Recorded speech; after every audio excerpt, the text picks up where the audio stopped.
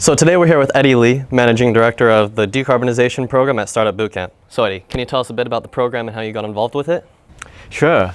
So the Decarbonize program is a 3-year program between Startup Bootcamp and Mitsubishi. And this year will be the second year running.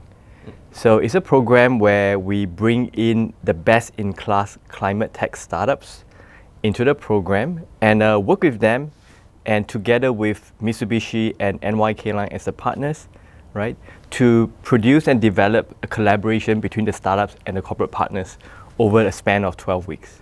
So with decarbonization getting more and more modernized in today's world, why is it so important in the climate? Well, we have also seen that it is now becoming commonplace knowledge that we are in a climate emergency. And this is very well documented in Bill Gates' recent book on climate change. Right? We are producing essentially 50 gigatons of carbon dioxide every year right now. And that number has to be halved to 25 by 2030 in order to avert a global temperature rise of 1.5 degrees above industrial level. Because the climate scientists have proven that if the temperature rises above that, it will spark off a positive feedback loop that will cause long-term undesirable effects to life, to climate, to weather, and our sources of food, our sources of fresh water, and the change will be permanent. So it's really important for this current generation to act on it right now. And it's also timely because the startups who are in Decarbonize tend to be deep tech, right, or science-oriented startups, and they require a combination of material science, hardware, engineering, and also sometimes software and business model innovation in order to go to market. As opposed to pure play startups, software startups, those allow them a chance to market or go to market by direct to consumer, whereas these startups require a form of distribution, a form of trust in the ecosystem, and someone to give them a chance to run a pilot and bring the first product into the market. So Mitsubishi and NYK Line is in prime position to do that, to conceive a pilot and to roll out the first product or the first of many products with the startups into the market. And by doing that, the startups will have a chance in distribution and getting recognition in the market. And speaking of NYK Line and the Mitsubishi Corporation, was there anything they told you about the cohort in specific that you were looking for or that lined up for you when you were trying to choose this cohort? Well, this cohort is special because of the traction that they have already achieved, and also the quality of the founders that we have managed to attract. This is a natural progression, having been the second year in its running, right? That we are now attracting repeat entrepreneurs who have had prior exits in the past, entrepreneurs who come into the program but already have raised more than $10 million in funding and on track to do $30 million in revenue this year. But yet, even with this traction, they have found that the program has been invaluable in their progress. We are just into week 2 of our cohort right now, and we have been getting very strong positive feedback from the cohort. But at the same time, there are also some constructive feedback, and we want them to keep coming in as we want to improve the program for the startups and the corporate partners. And being in only week 2 of this program, they've got a long road ahead, a lot of challenges. And how's the program going to continuously just help them defeat these challenges? Right. The program is geared towards 3 things. One is pitch readiness, the other is business model readiness, and the last one is investment readiness.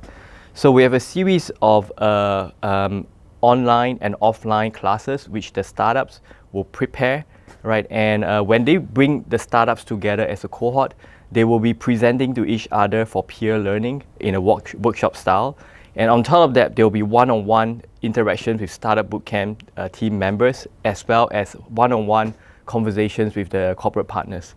And as we know, between corporate and startup, there's a clash in culture, right? But us having seen both sides of the table, we are in the intersection of culture. We are always at hand to work out what are the creases in communication in order to accelerate the pilots towards a fruition during demo day at the 12-week.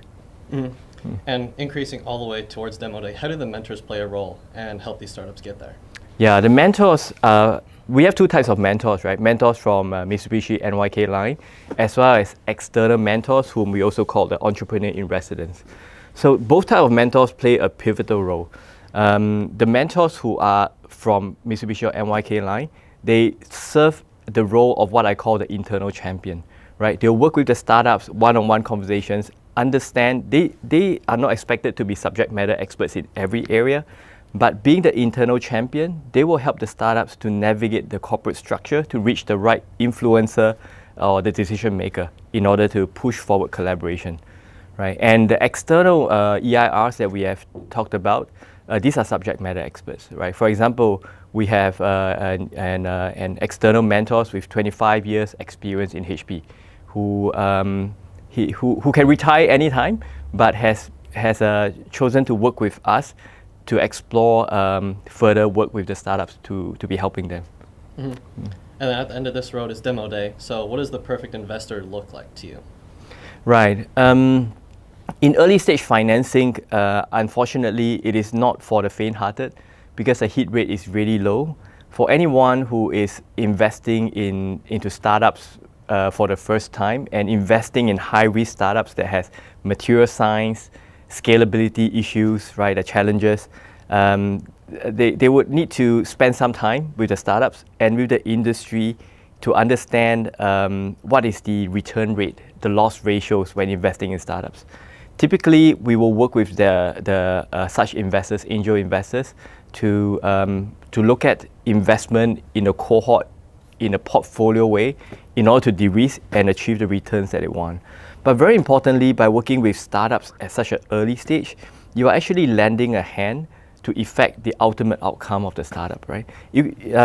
Anyone from different walks of life can be contributing. Someone who with accounting knowledge can play the role of a stand-in CFO. Someone who has supply chain, hardware, manufacturing knowledge can work with a startup in order to get their manufacturing up to scale. And anyone, right, with your natural network who have come from the corporate world can lend a hand to make the connection for the startup to get them the maximum chance of success. So I highly encourage everyone to join us in a program and come to our Angel Bootcamp, right? It's a new program that we have set up and get in touch with us and also the startups to see what can be done. All right, thank you. That's all I've got for you today, but thank you so much for your time here, telling us all about decarbonization at Startup Bootcamp, Eddy. Right. Thanks, Zach. Thanks for having me.